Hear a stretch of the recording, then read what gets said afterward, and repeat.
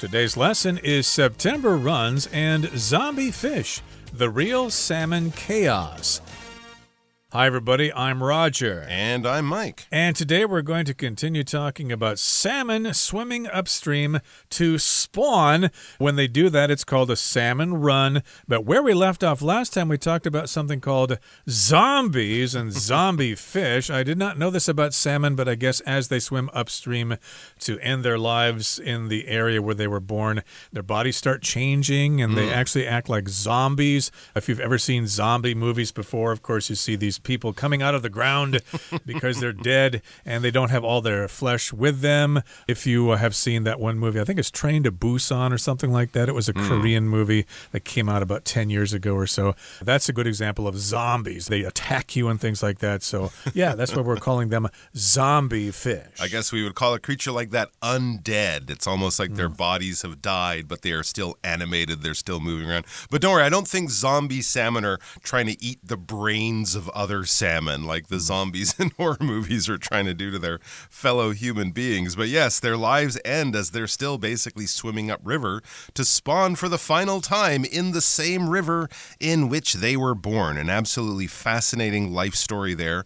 The normal sort of lifespan of a salmon is a very interesting natural phenomenon. But today we're going to be looking at salmon a bit more from the human and the environmental point of view, at how valuable they are, how useful they are, and of course how many threats they are facing. So if we want to keep these fascinating creatures around from their very small freshwater river-born baby phase right to the final zombie phase, we have to protect the environment in which they live. So let's find out more about that in today's article, starting off with the first paragraph.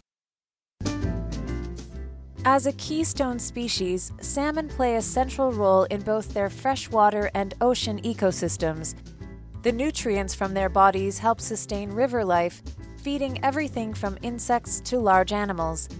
Forests near rivers also benefit. Bears and other animals often carry salmon into the woods, where their bodies help fertilize the soil. In addition to their ecological value, salmon are also big business. Throughout their range, many communities rely on these fish not only as a valuable source of food, but also as the basis of local economies. 大家好，第一部分介绍名词 nutrient， 它的意思是营养物质或是养分。例如 Fruits contain a variety of nutrients that are essential for a healthy body. 水果含有多种对健康身体必需的营养素。或者 Eating a variety of vegetables provides most of the nutrients needed for a balanced diet. 吃各种蔬菜可以提供均衡饮食所需的大部分营养。继续看到动词 sustain，表示维持点的生命、供养或是维持。例如 Sheila relied on her savings to sustain herself while she searched for a new job. Sheila 在找新工作时依赖存款为生。或是 Good communication helps sustain long-distance relationships. 良好的沟通有助于维系远距离恋爱关系。接着看到动词 fertilize， 它的意思是使肥沃或是给点施肥。例如 Norman fertilized his crops with compost. Norman 用堆肥来为自己的作物施肥。也可以说 Instead of using chemicals, you can fertilize your farmland by simply using cow manure and nutrient-rich compost. 你可以用牛粪和营养丰富的堆肥帮农田施肥，以取代化学农药。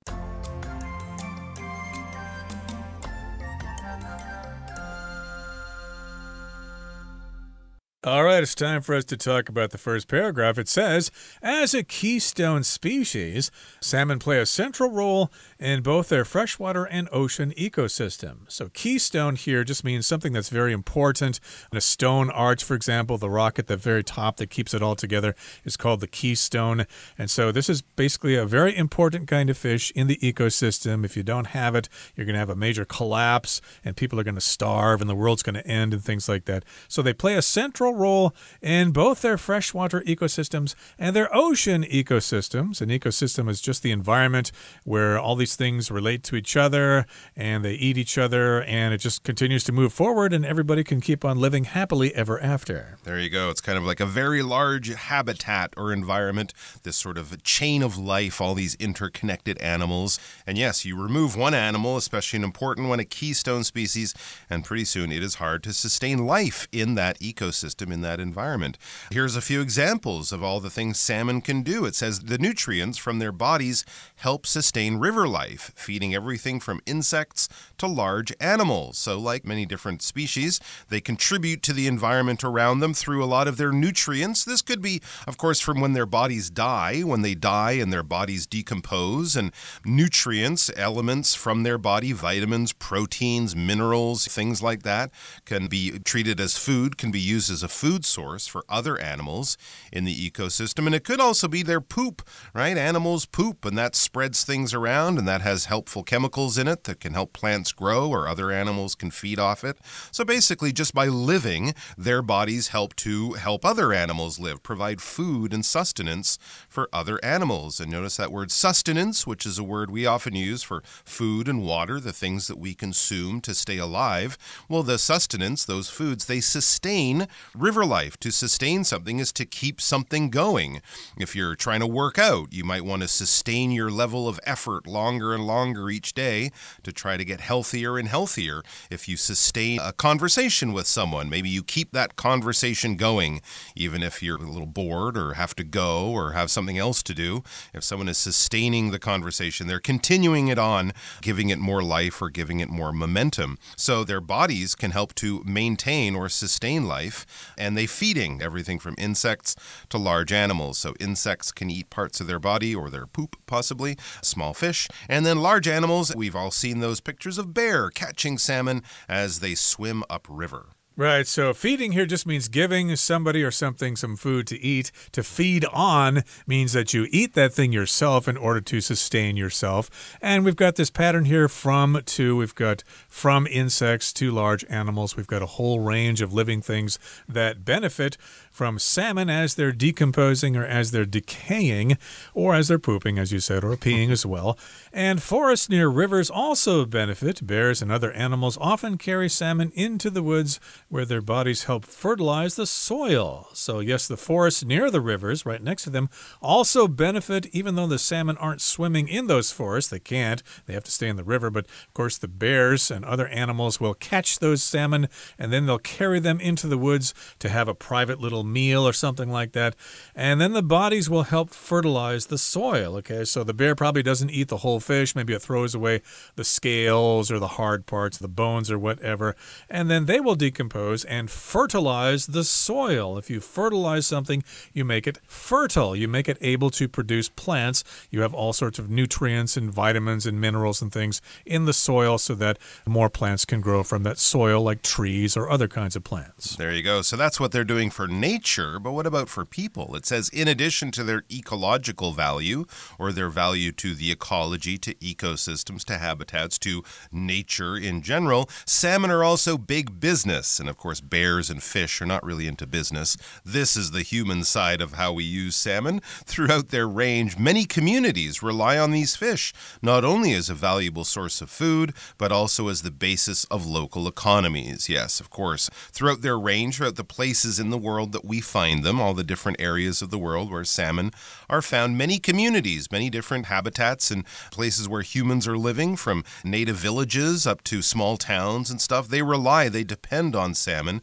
obviously, first and foremost, as a valuable source of food. Native people have been catching salmon for a long time in a lot of Pacific West Coast native art. In North America, you'll see salmon depicted as a very valuable and a very honored and respected animal because it was such a useful source of food. You can catch it in the summertime and then smoke it and dry it and have it in the wintertime too, kept people alive. But also as a basis for local economies, that's a bit more of an advanced thing. You can catch the salmon salmon and sell them to your neighbors. And I guess even today, you might have companies where they can salmon. They have salmon canneries, factories where they catch, process, and put the salmon in cans and sell that all over the world. And that is a very valuable local resource, a very valuable local business. Yep, it contributes to the local economy. So yes, salmon, of course, are important not only to the ecosystem, but to the economy as well. Okay, we're at the end of the first part of our lesson for today. Let's listen now to the second part. Despite their environmental and economic importance, salmon face growing threats on several fronts. Climate change is warming waters and affecting their migration patterns, while dams and pollution degrade their habitats. Furthermore, overfishing is further reducing already shrinking populations. While dealing with these threats will require government action, the responsibility to save the salmon ultimately lies with all of us. 第二部分介绍动词 degrade， 表示危害或是损害。可以说 Continuous use of the device may degrade its performance over time. 时间久了，持续使用该装置可能会降低其性能。又或者说 The antique painting has started degrading because its owner didn't take care of it. 那幅古董画已经开始崩解，因为它的主人没有好好照顾它。再来看到名词 habitat， 它的意思是动植物的自然生长地或是栖息地。例如 The local forests are the main habitat for a variety of bird species.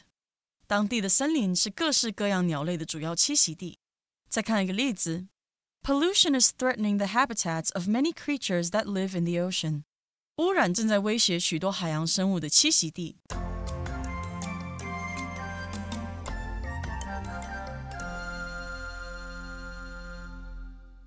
Okay, the second part begins by saying, despite their environmental and economic importance, salmon face growing threats on several fronts. So despite, even though they have environmental importance and they are important to the economy, even though those things are true, salmon are having these threats on several fronts, in several areas. A front, of course, is where the battle is taking place in a war, like the Eastern Front of World War I or whatever, the Western Front and the Eastern Front, where the armies were facing each other and fighting. So in this particular case, in just different realms or different areas, they're facing threats in different areas. And of course, as you guessed, this is probably coming because the result of climate change. Yes, indeed. Climate change is warming waters and affecting their migration patterns, while dams and pollution degrade their habitat. So there are two different fronts on which salmon are facing threats, two different areas in which salmon are in a bit of trouble. Warming climate, the changing climate, global warming, things like that, is warming the waters. So oceans are becoming warmer, rivers are becoming warmer, things like that, and this affects salmon's migration patterns. So where the salmon can go, where they can find the food that they normally feed on out in the ocean. If suddenly parts of the ocean are much warmer, the food will move and the salmon have to find it and maybe end up starving or things like that. They can't find food to support their population. So that affects their migration patterns. Migration is a sort of natural movement of animals.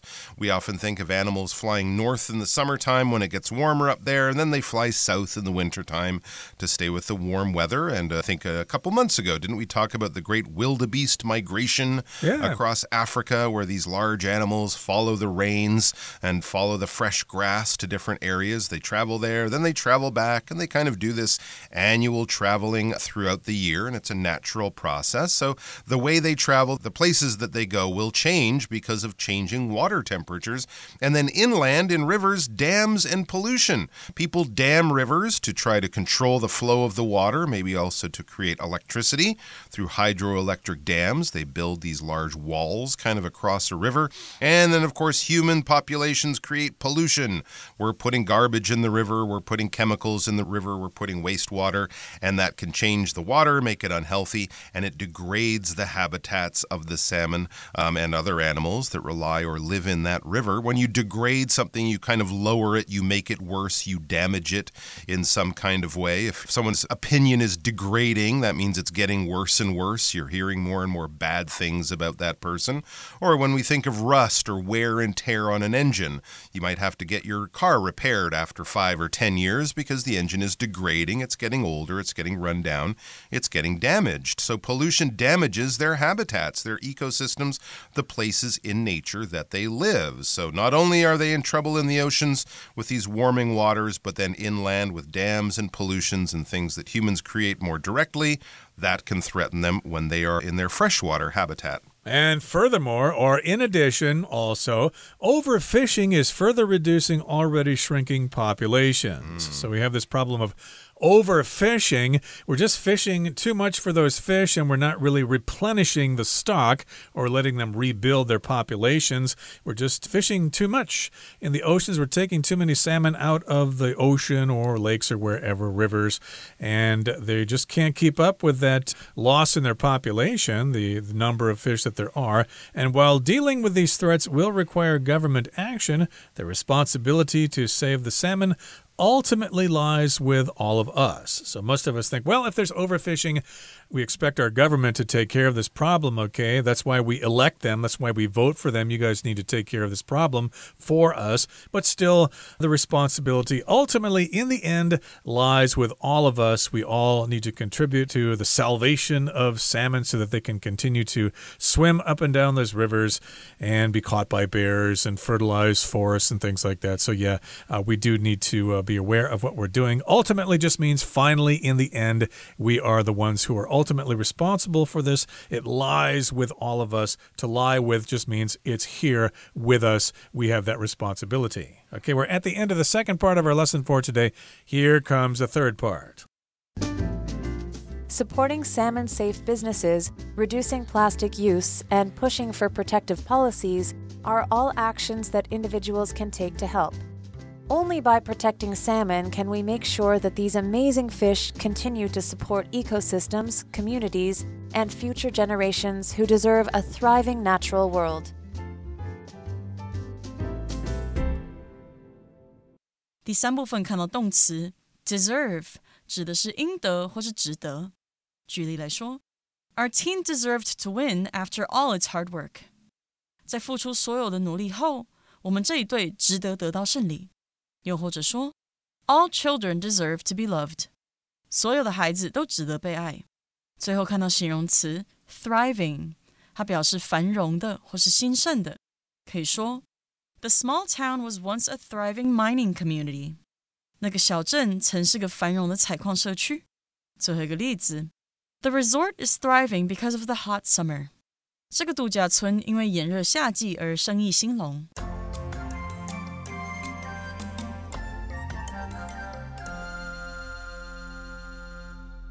All right, we are back. So we know that the salmon are in trouble. They are fascinating creatures. They have a very, very interesting life, which we can all learn a lot about. And hey, maybe a little bit more selfishly, you might think that they're absolutely delicious, and they are. So what can we do to help the salmon?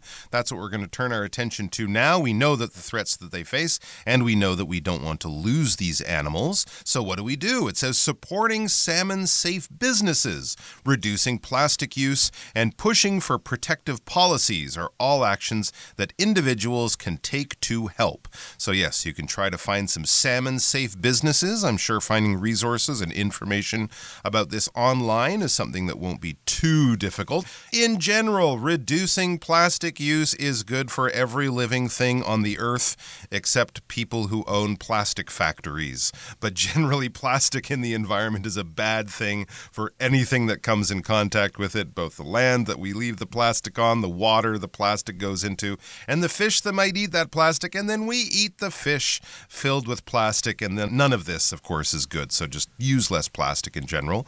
Good for everything. And push for protective policies. These are all actions that individuals can take to help. Again, this is a bit more on the active side. When you push for something, you're supporting something, you're advocating for something, you're going out there to try to get people's attention and possibly their help. So parents might push for better laws to protect their children. In Taiwan now, I think there's more of a push for more traffic safety policies, right? More punishments for bad driving and things like that. So people are protesting, they're writing letters, they're being very active about this. They're really paying attention to something, and they're really asking or demanding for movement and change from their politicians. So push for better environmental policies that can protect animals like salmon and their habitats. Yep, these are actions that people can take. So you can take action, you can do something about this situation.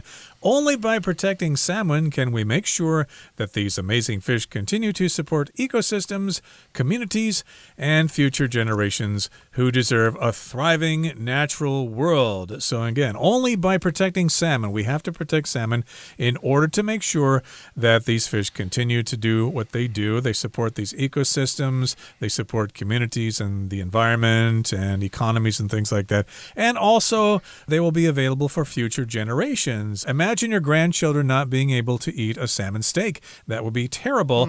So we need to have the salmon around for them in the future. These are for people who deserve this thriving natural world. And of course, the fish deserve this as well. If you deserve something, you get what you should get. It could be something bad. It could be something good. Hey, boss, I've been working here for 20 years really hard. I deserve a promotion. And if something is thriving, it's doing quite well in a given situation. Okay, that brings us to the end of our discussion for today. Here comes Hanny.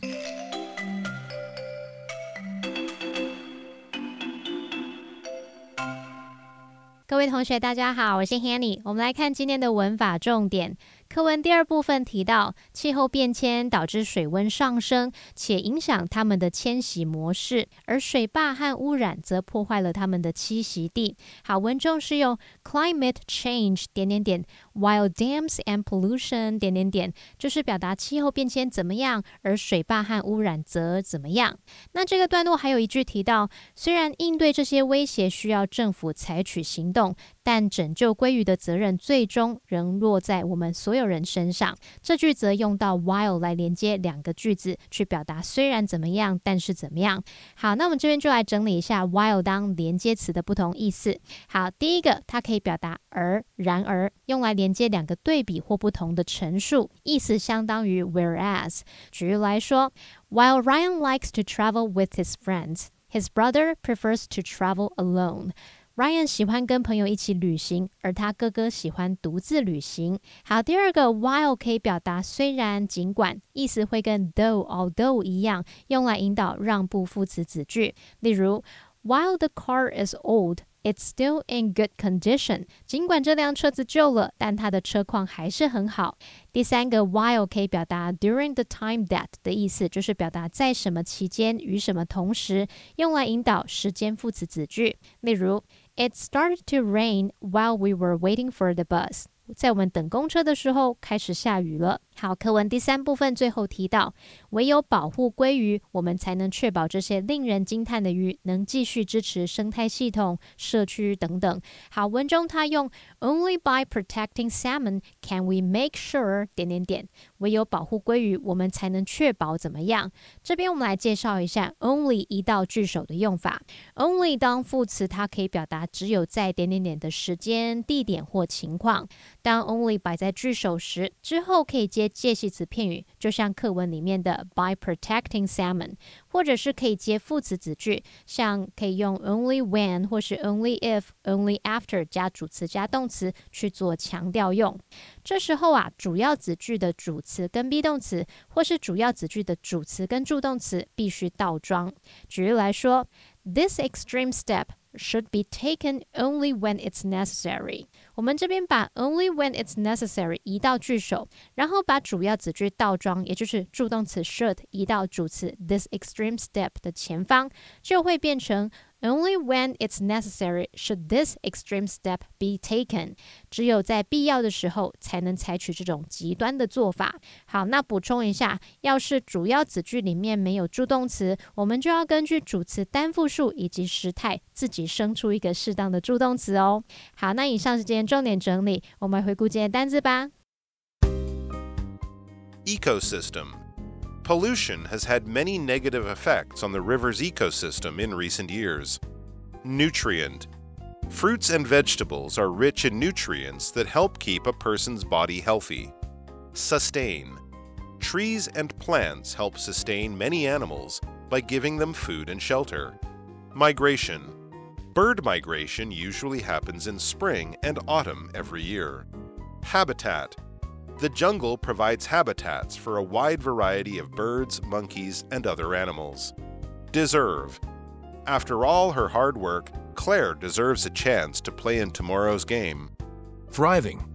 Thanks to tourism, the island is now a thriving holiday hotspot.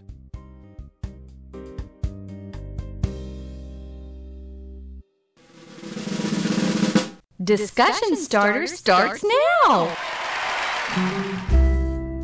It's time now for our discussion starter. The question is, what part of the salmon's life cycle do you find the most interesting and why?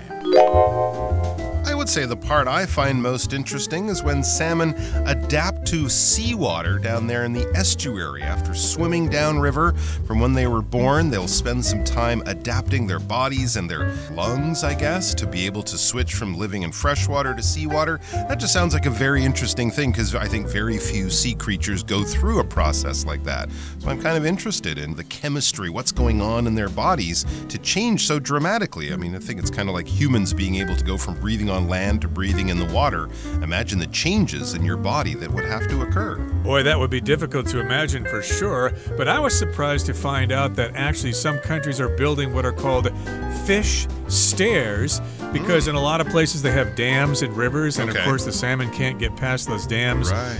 And so what a lot of countries do, they actually build these little things on the side so the fish can actually go up kind of a fish ladder, jumping from one small pond to another, and they can continue the life cycle, and we can all benefit from it as a result. Well, that brings us to the end of another edition of our program, and please make sure you join us again next time. From all of us here, I am Roger. I am Mike. See you next time.